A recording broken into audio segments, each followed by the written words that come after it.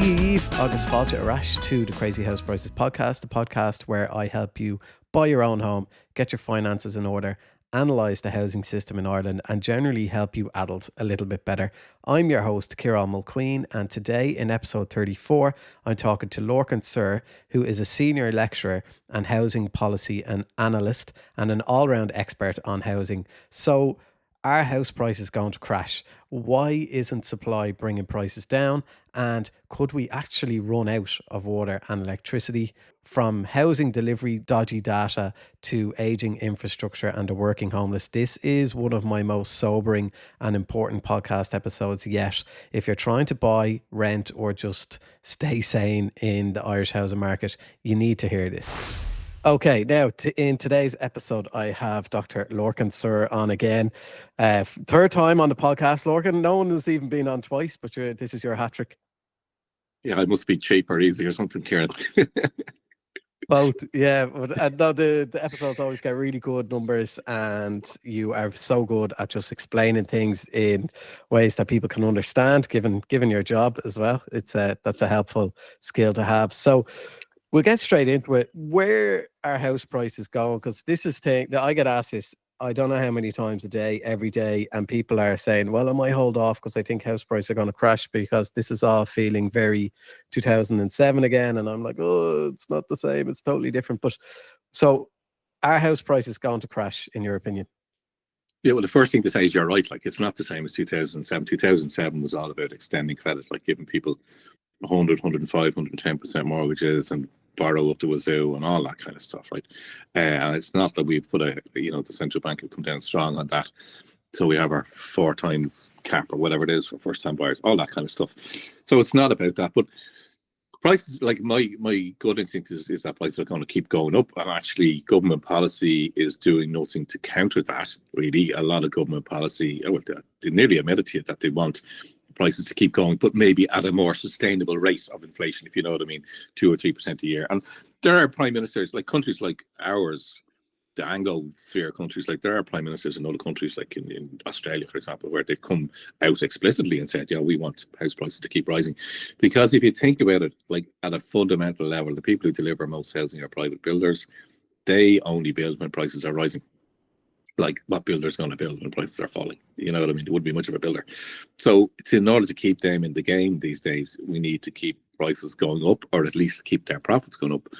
Yeah, and a lot of that comes from taxpayer subsidies. Help to Buy, for example, that's a straight transfer of wealth from the taxpayer to the builder.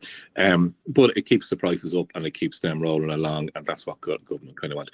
But there's other reasons why prices are going to keep going up, and a lot of people have put their eggs in the supply is going to bring down prices basket, and that doesn't really work, to be honest with you, because as soon as prices start to plateau or to fall, supply dries up, so you don't really get that. But there are kind of 5 things that when I turn this into a lecture, like, there's 5 real basic things that influence house prices. And the first one is people having babies. So young people like yourself and a couple of kids and all that. And it's wonderful, people going out and having kids, because we need loads of kids, because down the line, older people need younger people working, paying their taxes to help pay their pension and all that kind of stuff. So people having kids and demographic change, and our population is now about 5.28 million at the moment. So the more people we have, the more housing we're going to need. And it's not smaller housing, because in Ireland, your kids are going to live with you till they're nearly 30, right? So it's not a smaller house you need, like it's a bigger house for longer is what people need, really. So the demographics is the first one.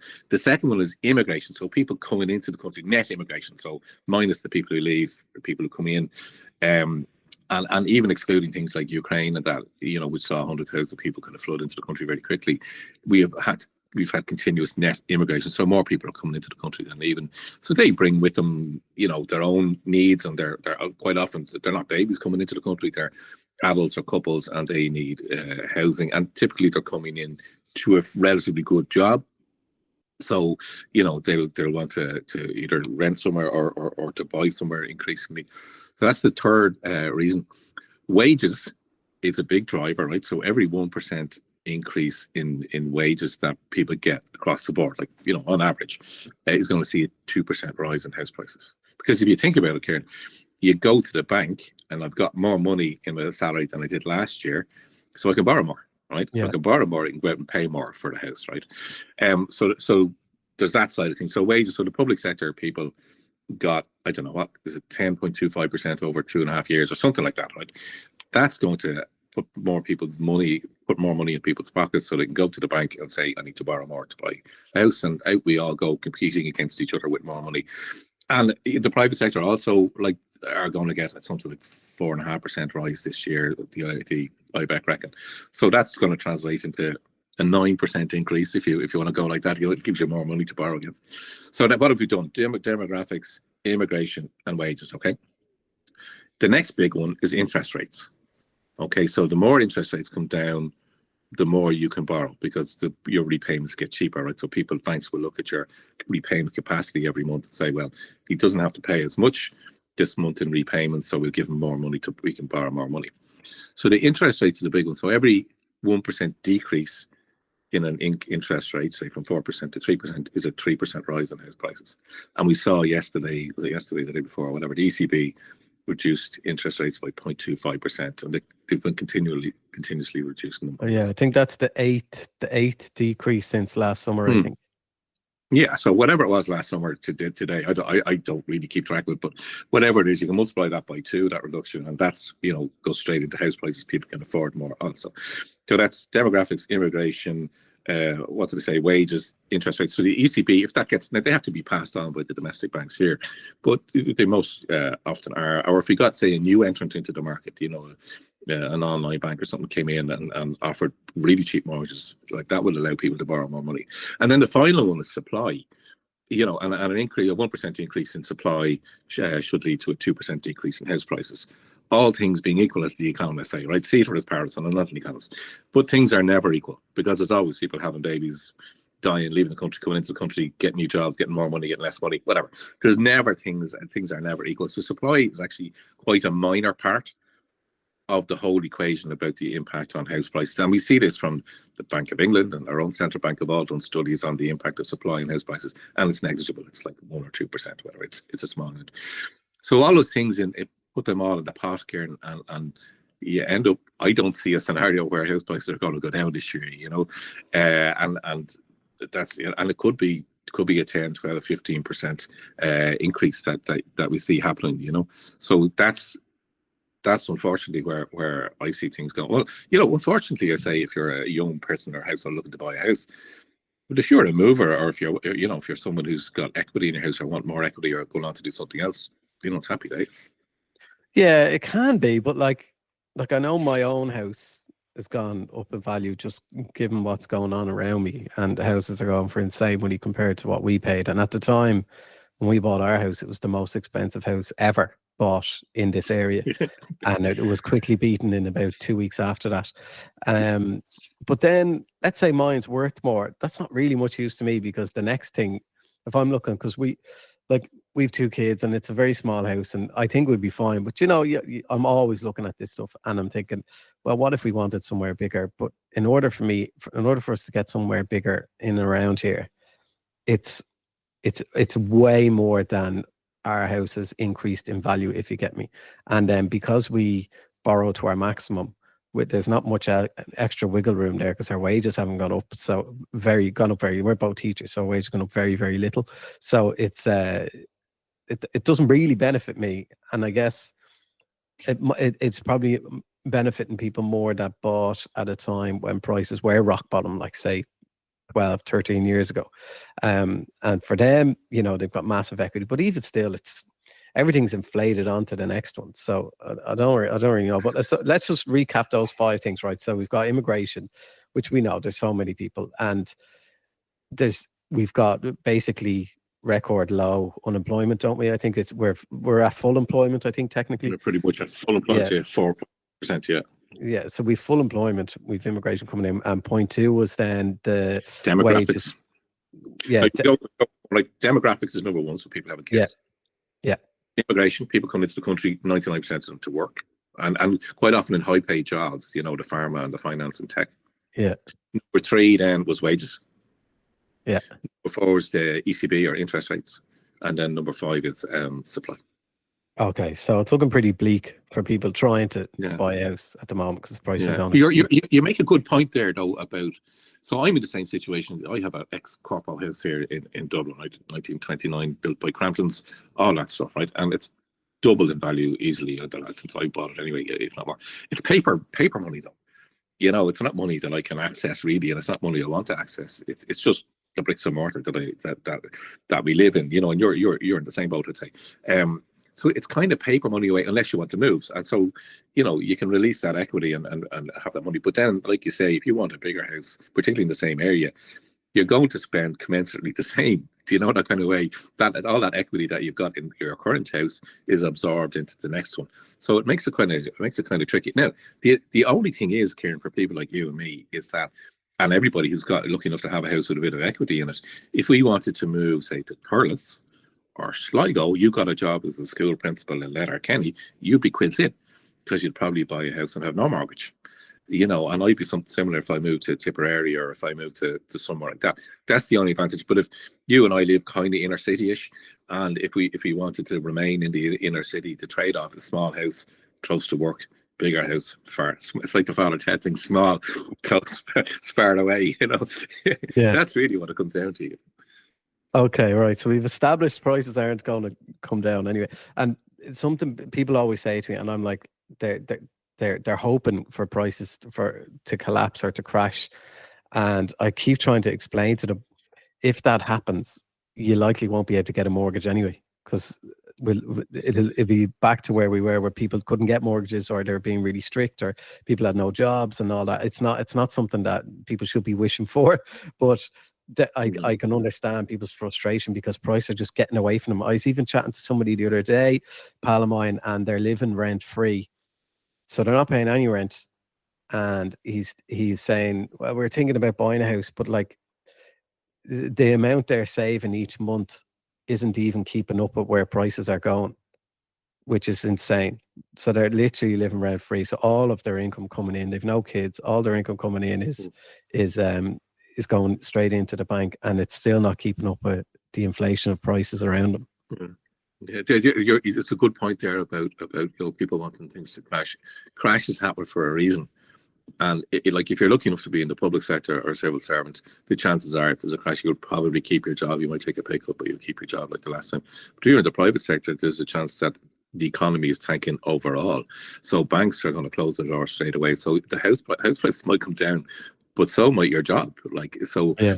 It's a really kind of tricky balancing act. And part of it is because we don't have any other options in Ireland. If you have a job, and if you earn more than whatever it is, 40 grand a year, whatever the limit for social housing is, like, you're stuck in with the sharks in the tank, like when everybody else, looking for private housing, because we don't have that buffer of like they do in other countries, of affordable housing. So people earning up to, say, 100 grand a year would be living in a state provided accommodation quite happily, and nobody would bat an eyelid. You wouldn't even know. And we don't have that. We have like very strict cutoffs between, social housing provided by the state or the council, or you're in the tank with all the sharks in the private housing sector.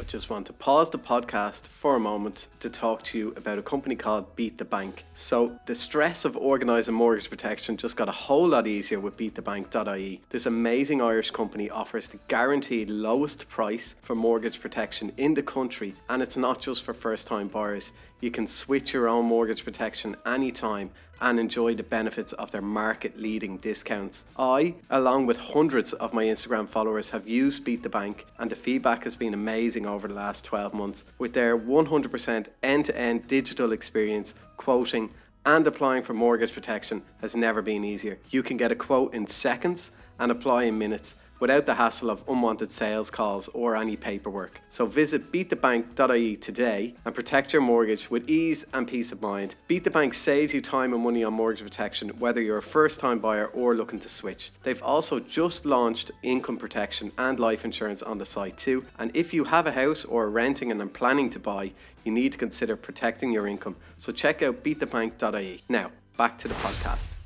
Exactly, yeah, and it's a very small tank because of there's very few available for people to buy. So it's probably a good segue on to my next question, which is a kind of like a snapshot as to where we are in Ireland at the moment when it comes to housing delivery, because I know you put together some figures for me before for the stats for 2023 and the number of homes that actually became available for sale. Because this, in the run up to the election, you hear all these figures thrown around: 30,000, 40,000, 50,000 homes being built.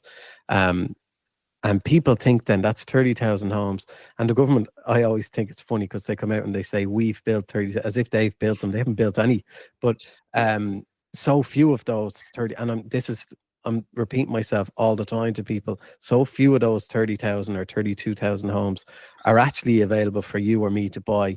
They're broken down into build to rent, they're broken down into social, they're broken down into one-off houses, self-builds or whatever. And then we've got a small pool to jump into that Shark Tank with. So what's the kind of state of where we're at now? Do you have figures for 2024? Yeah. Yeah, so you're spot on there. A lot of people don't realize that, like, of all the houses built every year, a decreasing, it's not even, a decreasing proportion are coming. And when I say to the market, I mean in your local D&G, Schaefer, Fitzgerald, Mason, whatever your local estate agent is, right? Coming to their window as here's an opportunity to buy a brand new house, okay? And we're delighted to present to the market these 62 houses or whatever it is, right? Every year there's fewer and fewer of those coming to the market, or declining proportion. So even back to not that long ago, 2017, about half of all the houses that we built, and we weren't building a whole lot in fairness, but about half all the houses we built would come to your local estate agent window as a new house and an opportunity for you to go down and buy. Last year and the year before, that was about 28%. So that's about, out of 30,300 houses that we built last year, that's about 8,500 houses. The rest, as you say, are council houses, or social houses, which is grand. One-off houses, and that's typically about 5,500 every year. People who build their own house, typically on family land, but not always, but mostly on family land. And, the bungalow or the McMansion or whatever they build. That doesn't go to the market because that's for them, right? But the average size of a house in rural Ireland, right, a one-off house, is quite big. It's 230 square meters, like 2,500 square feet. They're quite large, and there's like two of them rattle around in it, like with pine kitchen and pine floorboards and pine doors, and they spent all the money on the house, and the landscape is bags of cement sitting around the front for 10 years then. But there's all that kind of crack, right? So I went to, actually, just on that, I called down to a friend of mine built a house down on, as you said, on family land down in Kilkenny. I called down last week. I brought my daughter down for a play date, and she, even during the build and stuff, she was always saying to me, but it's so small. And I was like, what size is it? And she's like, it's 100 and 180 square meters. It's like, that's double the size of my house. Do you know how insulting it is that you keep saying how small this house is? It's literally double the size of mine. But as she said, but everyone down here just builds big, huge houses. Yeah, because they can, because they're saving on buying the site, right? So they're 300 grand, right? It's going to go far farther than our 300 grand in Dublin, And this house I'm sitting in here, right, was built by the Corpo in 1929. These houses were all built at 64 square meters, right? And these are in the days when there was no contraception or anything. So people were having, I know from my neighbours here, right? They were having 8, 9, 10 kids in 3-bedroom tiny houses. I'm sitting in this, what was the scullery or the kitchen, and they were tiny, but they just threw the kids out the street. The kids played hail, rain, or shine out in the streets all day. And now we're looking at, like, it's 3 times the size of that house, like, down the country, 230, 240 square meters. It's a huge house, like, But anyway, yeah, so there's 5,500 of those every year, right? Now, not everybody builds a huge one, but most of them do. And I notice it gets worse as you go up the northwest of Donegal, like, they're all huge houses too up there. But anyway, so 5,500 of those, right, and council houses. And then there's the big takeoff, and particularly since COVID turbocharged it back in the day, is the build to rent. So the proliferation of apartments by the Kennedy Wilsons, Grey Stars, Irish REITs, all those guys who are building houses, or building apartments only for rent, and they're quite expensive, so they're only for the highest earners. And then whatever gets left over is typically private housing for sale. So that's a real problem, I think. And like, private housing for sale has been displaced by particularly apartments for rent, because it's more profitable. Hugely profitable, but it's incentivized. They don't pay tax on the rent coming in, which is, like, disgraceful, really. But also, it runs contrary to what people want in Ireland. And I'm not just speculating in that. Like, this Department of Housing Research that shows that over 80% of people who are currently renting want to be homeowners, and yet the government are out trying to incentivize institutional investment to come into Ireland to build more expensive apartments for rent. I mean, to me, that's bizarre housing policy. Really, the focus should be on getting people out of the private rental sector who don't want to be there and into housing that they want to own. And that's really where we're. And the home ownership thing isn't a post-famine hang up, right? Or we're all hung up on home ownership. There's just basic economic common sense here at a societal level, right? The reason home ownership has been promoted for over the decades, it was two. One is to do with Catholicism, conservatism. We won't go into that at the moment. But the other one is that when people own their own homes, we can retire at 65 or 66 or whatever age we're going to be, Karen, when we retire, right? And we can live on a modest state pension, €240 a week or whatever it is, right? So that doesn't cost the state a whole lot because we don't have a mortgage to pay. Our mortgage will coincidentally expire at the date we retire, right? And so therefore the 1,000 to 2,000, whatever you're paying a month in your mortgage, goes as your wages half, right? So then you can live on the state pension if you get the state pension. So people can live on a modest income, which is great. If you have people, and there's an increasing proportion of people who are in retirement or approaching retirement who are renting, they are buggered, right? So what's going to happen then is like you're on your 40, 50, 60 grand a year, you retire, you're living on a state pension, and you're still looking for 16, 1700 euro a month in rent.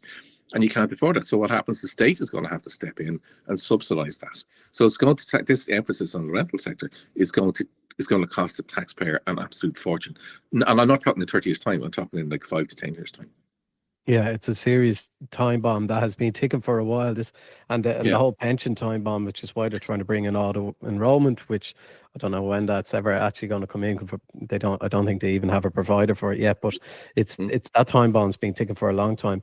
But there's another thing, and you did an article about it as well, because we keep hearing we need more and more supply, which we obviously do. But the main thing I get back in from people is, well, how are we going to build these homes that we need? Because we don't have the trades, we don't have the number of people necessary to build these things. But you mentioned in your article as well about water as well and the water supply. So could you expand on that one a little bit? Yeah, the trades thing, right? You need just we'll start with the trades thing, right? Because the metric that you're looking for is about 2 workers for every new house, right? So if we're to build 50,000 houses a year, you need 100,000 workers. There's far more construction sector workers in the country than that.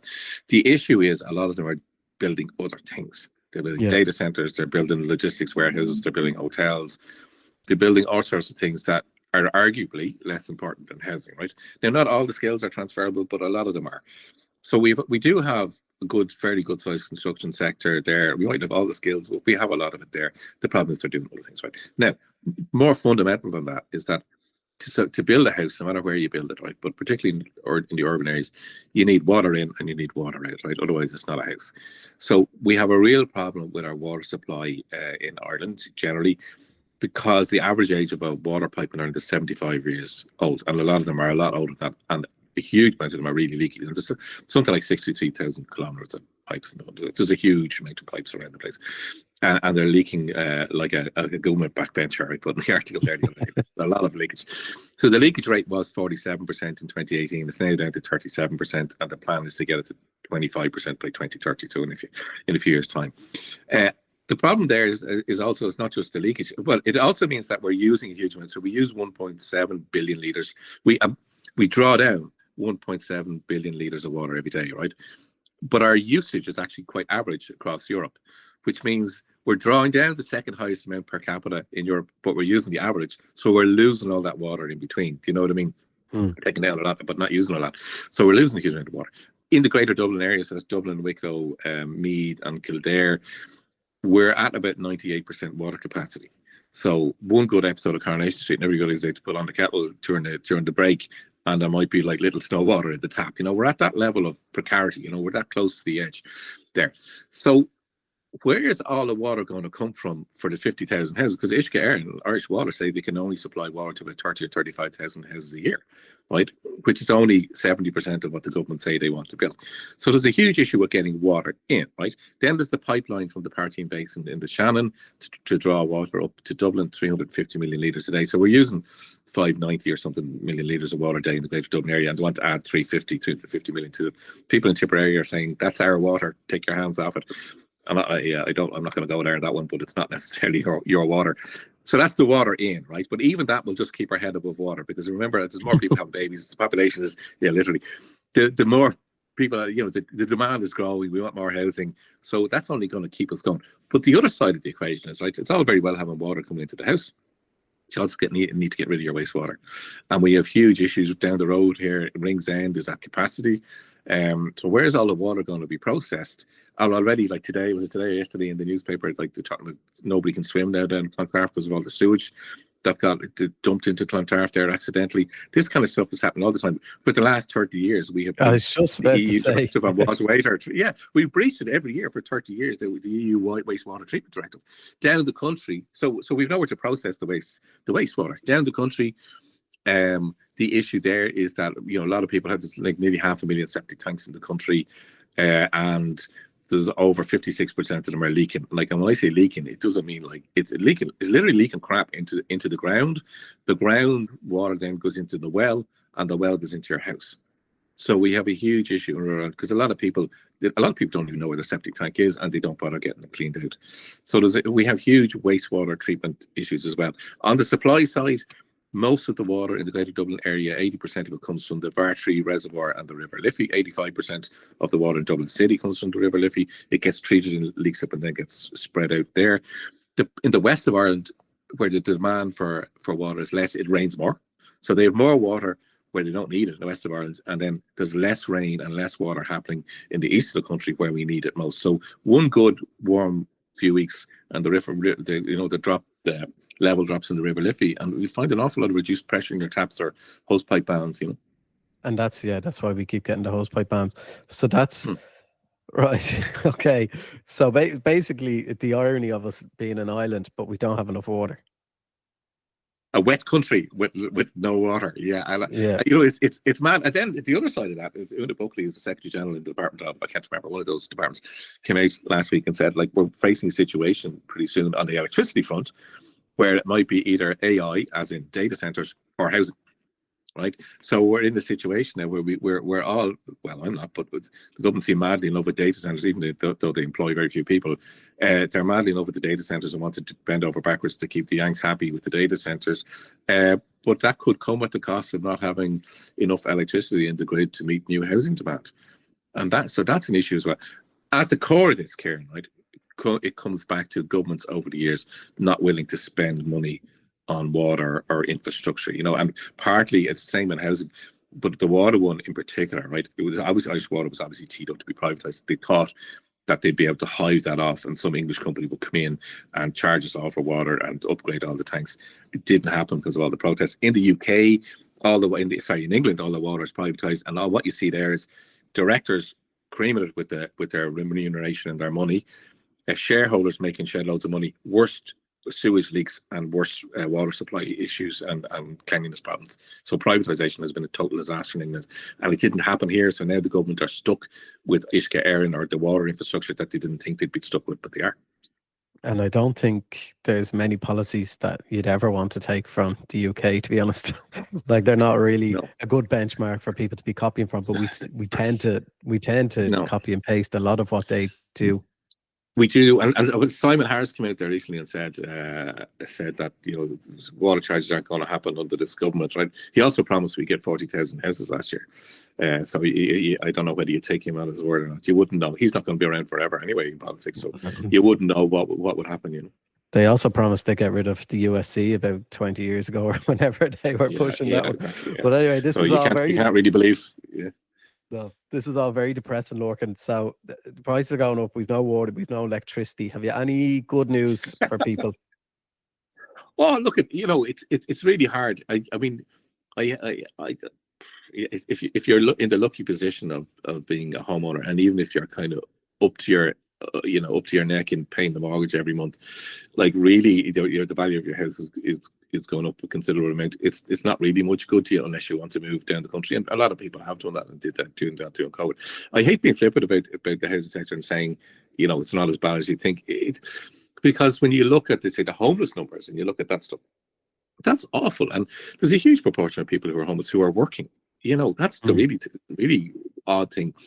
Because you'd naturally assume that people who are homeless, there's a problem, they have a problem, they have social problem, or they're unemployed, or they're no money, or whatever, right? But an awful lot of them are hard-working people, the people who do, you wouldn't recognize them, people who make the, make the sandwich and spar for you or whatever.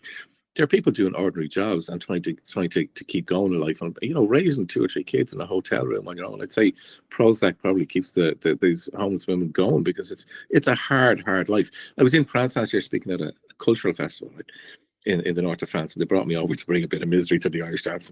And so we showed them a documentary, and I'd recommend everybody watch this. It's a movie actually called Rosie, and it's about a homeless woman and her partner and 3 kids in Dublin, and it's a couple of days in her life. And the French people, so there's 130 people in the audience or whatever it is, and the French people are there. And France is not a perfect country, as they will be the first to admit. And they had the questions afterwards. So they showed the movie for an hour and a bit or whatever it is, and then they had the discussion with me. And they're just asking, like, you're a wealthy country, you're technologically advanced. What are you doing wrong here? Like, what's the issue that you just keep making up bags of everything despite having loads of money? We're like, like teenagers who win the lotto. We just don't know what to do or do the right thing with it, So, and they were really surprised. And then the Lord Mayor of the town was coming up to me afterwards, and he's saying, I'm a communist, and he was a communist. And he was telling me how it works in that town, where all planning applications go to him, and he just tells them what to build. They showed him the location. He says you can build 12 houses there. 4 of them are for the town, and 8 of them you can have yourself. And that's the way it works. It's just much more state intervention, I suppose, and less reliance on the sector. But the French people just couldn't get over it. They were in awe of the issues here. So everybody go and watch the movie Rosie. There you go. It's worth it. Okay, Rosie. Where can they see it? Just Google I don't know. Paddy Bratton, the director, he did it. You'll find it somewhere. Yeah, it's I show it to my students every year, to be honest with you, to take them down off the peg of real estate and investment and all that stuff, and just show them this is what the other side of housing is like. Whenever I post about you being on the podcast, I tend to get messages from your students or current students or past students always singing your praises. So that's always as a teacher myself. As a teacher, I know how difficult it is to get any praise from students. So that's all. I'm sure there's lots of them giving out about me as well. Yeah, no, but you try, like, with a lot of real estate, and particularly when you're in the business of education and real estate, a lot of it is investment driven and profit driven, and that's a kind of a soft lefty kind there. I try to bring a little bit of balance to it, so that we do stuff on social housing. We do a lot on housing. Actually, we're bringing a lot of housing into the province. We're doing a lot of data into the province, because what you find over the years is that an awful lot of ordinary punters and the likes of your followers and listeners and all that would have been hoodwinked over the years by government ministers coming out with all sorts of dodgy data and all sorts of really dodgy statistics. And even now, like, the homeless numbers are released at 2:00 on the last Friday of a month. It's all obfuscation. It's all kind of hiding the information. The social housing completion numbers every year are they just about released them, Yeah. And then you have to go through them to work out what county builds. Like, they do it in a deliberately confusing kind of a way. So we're bringing data into the courses now to show students where to go and find accurate data and how to manipulate it, or how to use it and analyze it and all that stuff. Happy days. And people can check out, it's TUD, isn't it? TUD.ie? TU Dublin. Yeah, TU Dublin. We're hoping to start. One of the things we're missing in Ireland, right, and you and I as educators know the value of, like, degrees and qualifications and all that kind of stuff, but we don't really have a practical housing course in Ireland. So we're hoping to start one next year, a postgrad in housing. I don't know what we'll call it, applied housing or something like that, where we'll do the actual nuts and bolts of, here's a field, deliver me housing. Rather than the theory of and the history of housing, all that. We'll cover a little bit of that as well. But we want to show people what it is to actually find a site, get planning, do the community consultation, do the money. This is what we're going to build it from, as in construction. This is how the money is going to work. This is how we're going to sell it or keep it or whatever we're going to do. That sounds fantastic. I look forward to seeing a little bit more about that. We'll sign you up, Kieran. Yeah, I have enough jobs, but yeah, that would be great.